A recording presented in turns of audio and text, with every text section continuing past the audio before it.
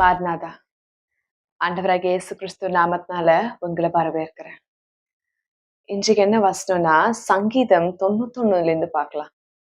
இந்த அதிகாரம் எல்லோருக்கும் நல்லா தெரிஞ்சது. யாரா இருந்தாலும் இந்த அதிகாரத்தை தெரியாதவர்கள் கிறிஸ்தவர்கள் இருக்கவே முடியாது. அப்ப சங்கீதம் 91 இதை ஆக்சுவலா எழுதினது யாருன்னா, டேவிட் இல்ல, மோசஸ். மோசே தான் இந்த சங்கீதத்தை எழுதினார். எப்பனா, தேவனுடைய வல்லமையும் பராக்கிரமத்தையும் மகிமையும் பார்த்து விட்டு அவர் இந்த சங்கீத புஸ்தகத்தை எழுதுகிறார். அப்போ இந்த சங்கீதம் 91ல முதலாம் வசனம் சொல்லப்படுகிறது என்னன்னா, உன்னதமானவரின் மறைவில் இருக்கிறவன் சர்வ வல்லவருடைய நிழலில் தங்குவான். சங்கீதம் 91:1 வசனம் சொல்லப்படுகிறது, உன்னதமானவரின் மறைவில் இருக்கிறவன் சர்வ வல்லவருடைய நிழலில் தங்குவான்.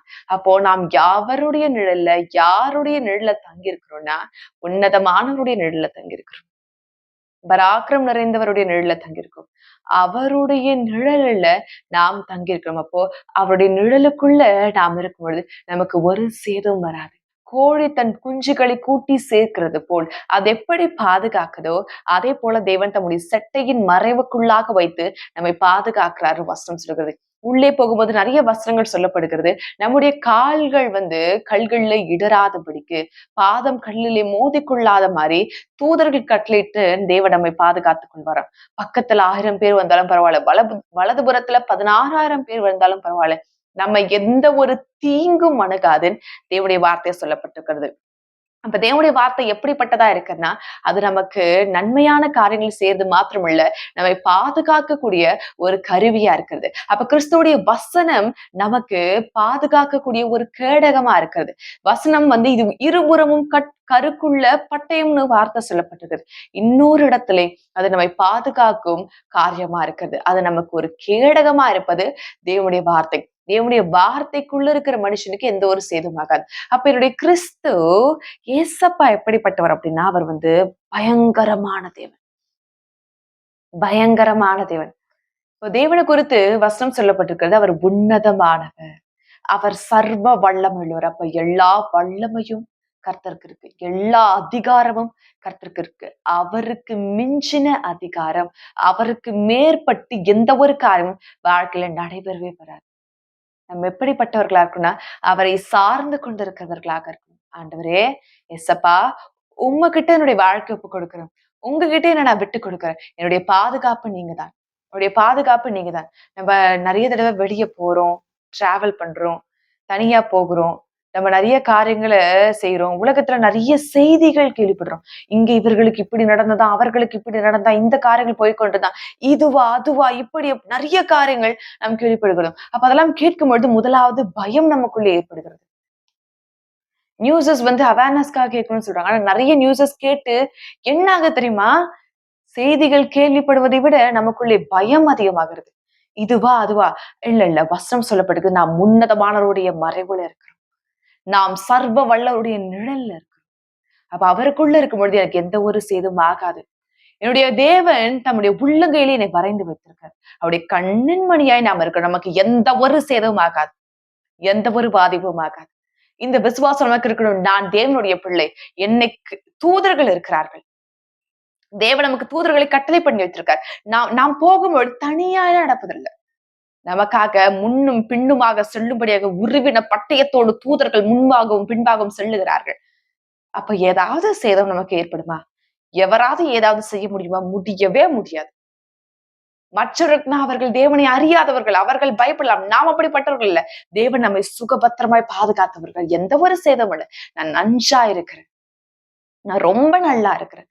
தேவன் என்ன நல்லா வைத்திருக்கிறார், தேவன் என்ன பாதுகாப்பா வைத்திருக்கார், நான் சுகபத்திரமா இருக்கிறேன். அப்போ அப்பேற்பட்ட பாக்கியம் பெற்ற பிள்ளைகளாய், பாக்கியவாதிகளாய் நாம் இருக்கிறோம். நாம் பாக்கியம் உள்ள ஜனங்கள்.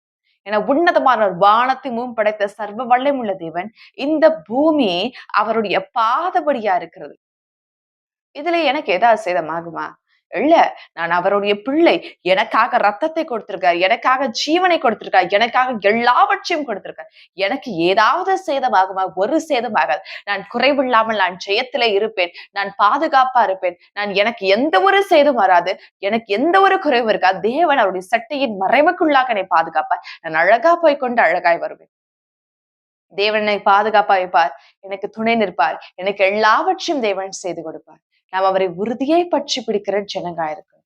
அவரை உறுதியை சார்ந்து கொண்டிருக்கிற பிள்ளைகளா இருக்கும் பொழுது தேவன் பலமான காரியத்தை நம்மை கொண்டு செய்வார். சோர்ந்து போகாதீர்கள், அவரை உறுதியை பற்றி பிடிங்கள். பயம் வேண்டாம். இது ஆயிடுமோ அதாயிடுமோ, எதுவும் ஆகாது. நம்முடைய தலையில் உள்ள முடியெல்லாம் அவர் என்ன செய்திருக்கிறாரா? எண்ணி வைத்திருக்கிறாரா? அவர் நம்ம மேல நினைவா இருக்கிறாரா? தாயின் கருவில் உருவாக்கும் முன்னே நம்மை தெரிந்து கொண்டவரா இருக்கார். அவருடைய உள்ளங்கையில உங்களுடைய முகமும் என்னுடைய முகமும் வரைந்திருக்கிறது. அவர் எப்பொழுதும் என்னோடு கூட இருக்கார். தம்முடைய பரிசுத்த ஆவியானவரை என் கூடவே இருக்கும்படி எனக்காக அனுப்பியிருப்பார். இவ்வளவு எல்லாம் அவர் மெனக்கிட்டு செய்து எனக்கு ஏதாவது சேதம் வந்துருப்பா? இல்ல, ஒரு குறைவும் எனக்கு வராது.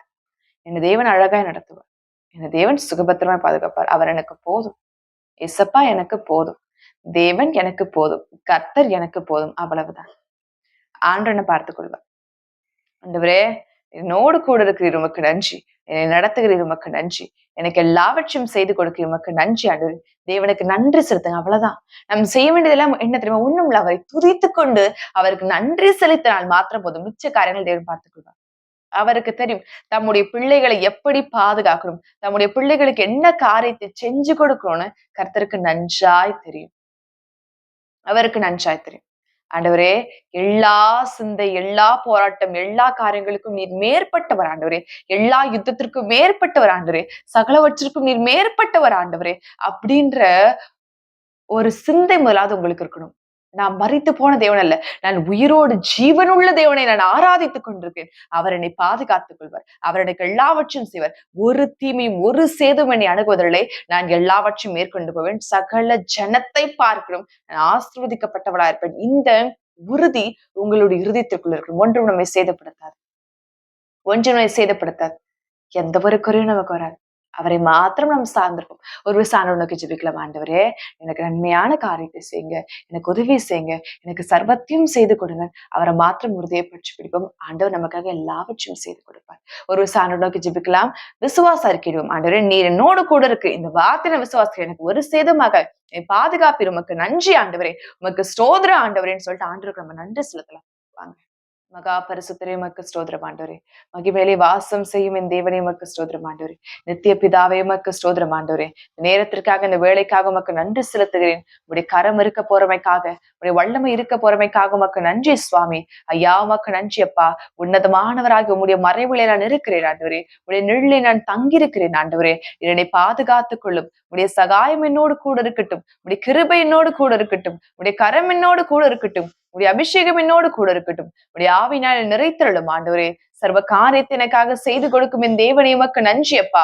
பரிபூர்ண வல்லமையினால் நிறைத்திரளும் என் தேவனே உமக்கு நன்றி அப்பா. தீங்கு அணுகாமல் சேதமில்லாமல் எங்களை பாதுகாக்கிறமைக்காக உமக்கு நன்றி சுவாமி. தேவனேமை துதிக்கிறேன். ராஜாவேமை துதிக்கிறேன். சர்வ வல்லமுள்ள தேவனேமை துதிக்கிறேன். மகா பரிசுத்த தேவனேமை துதிக்கிறேன் ஆண்டவரே. என்னோடு கூட இருக்கும் ஆண்டவரே. என்னை நடத்துகிறவரே உமக்கு ஸ்தோத்திரம் ஆண்டவரே. நான் உன்னதமானவராக உம்முடைய மறைவிலே இருக்கிறேன் ஆண்டவரே. ஒரு தீங்கும் ஒரு சேதும் அணுகாது. என்னை எது ஒன்றும் அணுகுவதில்லை. நான் ஜெயத்தை பார்ப்பேன். உன் வெற்றியை நோக்கி செல்வேன். உன்னுடைய நாம மகிமைக்காக நீ என்னை மகிமையாய் பயன்படுத்த போறமைக்காக உமக்கு நன்றி அப்பா. நீ நோக்கி கொண்டிருக்கிற ஒவ்வொரு பிள்ளைகளையும் நீர் ஆசீர்வதியும் ஆண்டவரே.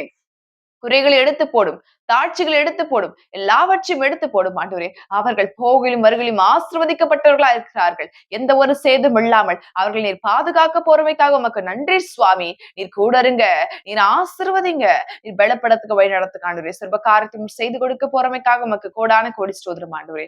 அப்பா இயேசு கிறிஸ்து நாமத்தாலே ஜெபிக்கிறேன். ஜெபம் கேளும் ஜீவனுள்ள பிதாவே. ஆமென், ஆமென், ஆமென்.